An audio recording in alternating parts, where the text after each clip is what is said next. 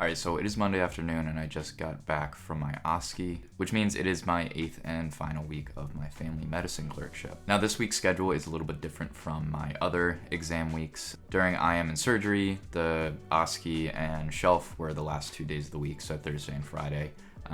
But this one, the OSCE was on Monday, and then the shelf will be on Friday. So a little bit different. My other clerkships, I just kind of finished out the week in terms of my clinical responsibilities and just had my tests, but had my OSCE today and have to go back to the clinic for 3 days and then do the shelf. Honestly, I kind of like it. I was just able to prep for the OSCE a little bit yesterday, and then it's just out of the way.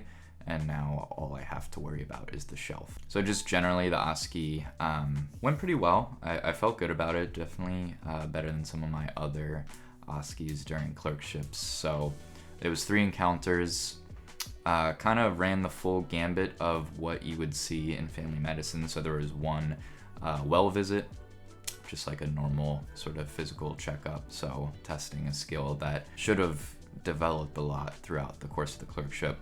There was one sick visit, so once again, it's a big part of family medicine. And then finally, the last one was like a follow-up for a problem. The patient was prescribed a certain medication and was having side effects that they, was really disruptive with their life, and they couldn't handle, so they stopped taking the medication. So a little bit of like motivational interviewing there and testing your knowledge of, okay, what other first line or second line medications can you use for this condition that won't cause the certain side effect that was really disruptive for that patient. Like I said, pretty straightforward encounters, stuff that we experienced a lot on family medicine. The only thing was, with 2 of the encounters, there were sort of OBGYN issues, and personally, the attending that I was working with doesn't do a lot of women's health. So I didn't have a lot of real world experience working up or treating those conditions, so that was a little bit of a struggle. But throughout all of my studying for the shelf, that kind of topics did come up a lot, so I was able to rely on that to be able to do well in the OSCE. Then there was also an activity where we were given a few different situations or like patient profiles, and we had to come up with all of the different screening or counseling topics that we would cover with the patient. So once again, like a really important common thing with family medicine, especially primary care, is making sure you understand what sort of screening things a patient needs based on their age and risk factors and that kind of stuff. So in terms of the rest of the week, I have 3 more days of clinic and then my shelf exam. A little bit nervous for the shelf just because FM is such a broad topic, and you really, you can predict a few things that you're going to see on the test, but since it covers so many different topics, you could really see anything on test day.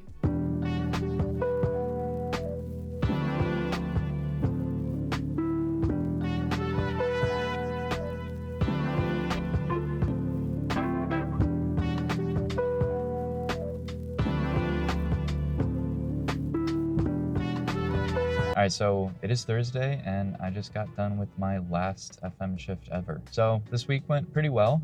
We had some interesting patients. There was this patient today who had this very rare genetic condition.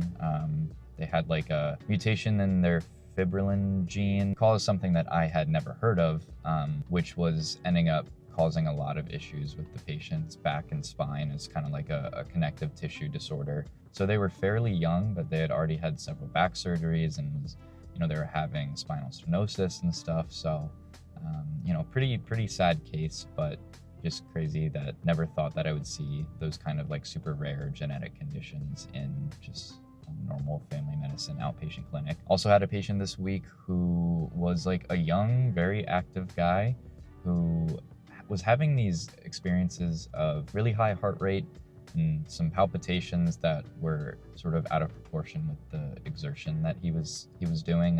Said he had been a runner for most of his life. Over the past few months, every time he would go for a run, even if it was like a nice easy jog, his heart rate would shoot up to like 180, 190, and he would run with his brother, who is around a similar age, similar activity level. They would be running together at the same pace, and his brother's heart rate would be in like 150s. So He was pretty concerned about that. We did an EKG, didn't show anything, but we sent him for like a stress test to see if he was having any arrhythmias sort of that were exercise induced. And while we were working up that patient, I was looking up like the incidence of exercise induced AFib, just because I thought a really high heart rate, palpitations during exercise.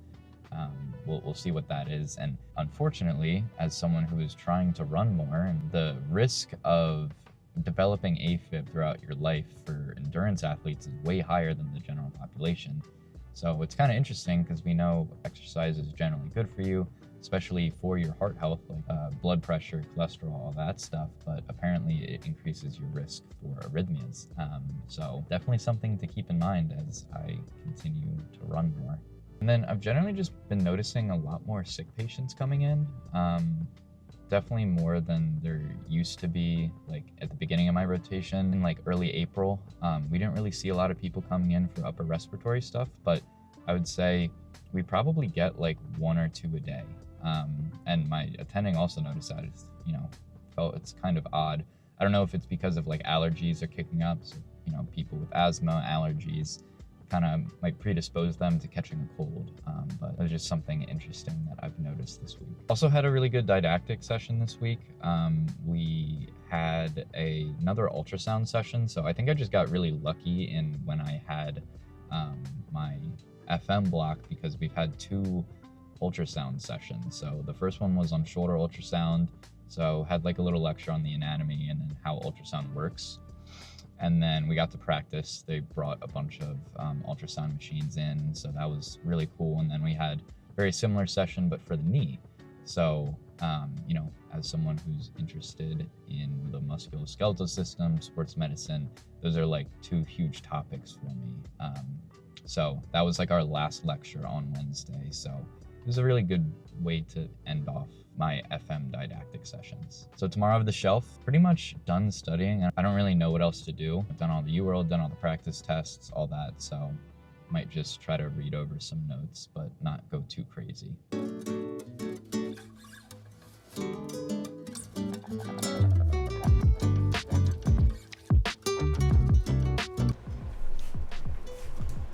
Okay, so I'm done with my family medicine shelf, which means I'm officially done with family med clerkship, and I'm halfway through my core rotations.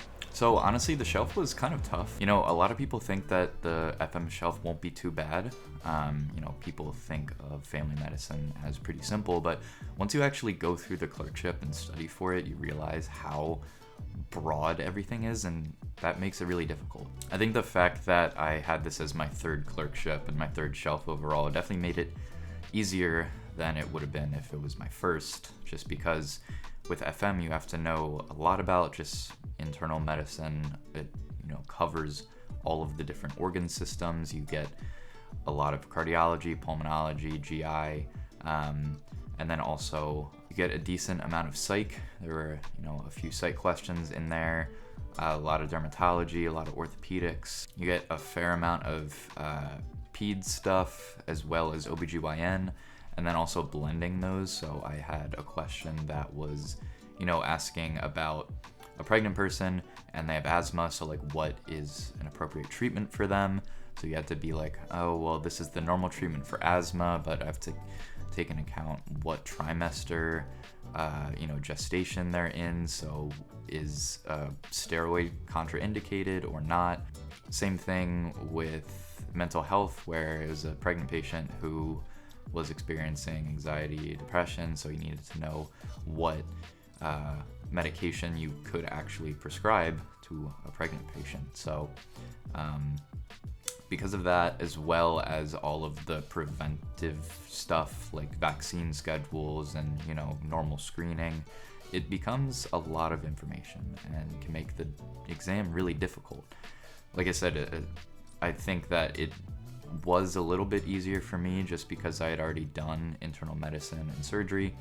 I mean, a lot of the pediatric stuff overlaps with like the peds part of surgery, because you can get a lot of the congenital abnormalities that happen to little kids, like pyloric stenosis or esophageal atresia. At least with that, I had some experience. But yeah, overall, not the easiest test, but it's done. I don't think I'm like in danger of not passing, but obviously I want to do as well as I can. It's really wild to be halfway done with my core clerkships. I feel like clerkships honestly just started, and especially my family med clerkship just like absolutely flew by, because the first 2 weeks was sort of split up with our spring break, so I didn't really get 2 full weeks there. Days were generally a lot easier, so yeah, I think the combo of that I can't believe that 8 weeks already went by. So looking ahead, thankfully we have Memorial Day weekend coming up, have a little bit of a break. We get Monday off, which is awesome.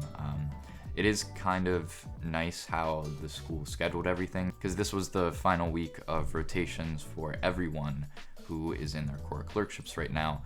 The way my school works is there's sort of 2 different sets of clerkships. You have your 8 weeks, which I just finished. It's FM, IM, and surgery, and then you also have your 6 weeks.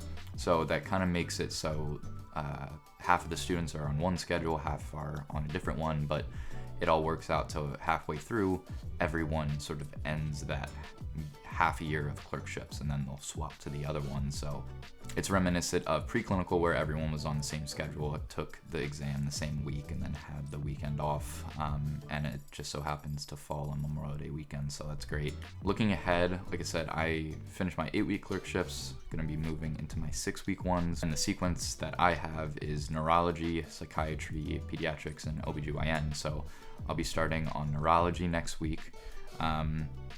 It is a bit of a different week, because one of the 6 weeks for neurology is like a subspecialty week, where every day you're supposed to be in a different subspecialty clinic, and then also you have 2 ED shifts. So, but the fact that it is the first week of clerkship and we have Memorial Day off, it's a bit of a wonky week for me. So Tuesday is just gonna be an orientation, and then Wednesday and Thursday are ED shifts for me, so no real neurology there. And then Friday is my only actual neurology day. I'm gonna be in a movement disorder clinic, which will be pretty interesting. All right, well, that is gonna do it for today's video. If you enjoyed, please be sure to leave a like below and subscribe if you wanna see videos like this in the future. Thanks, and I'll see you in the next one.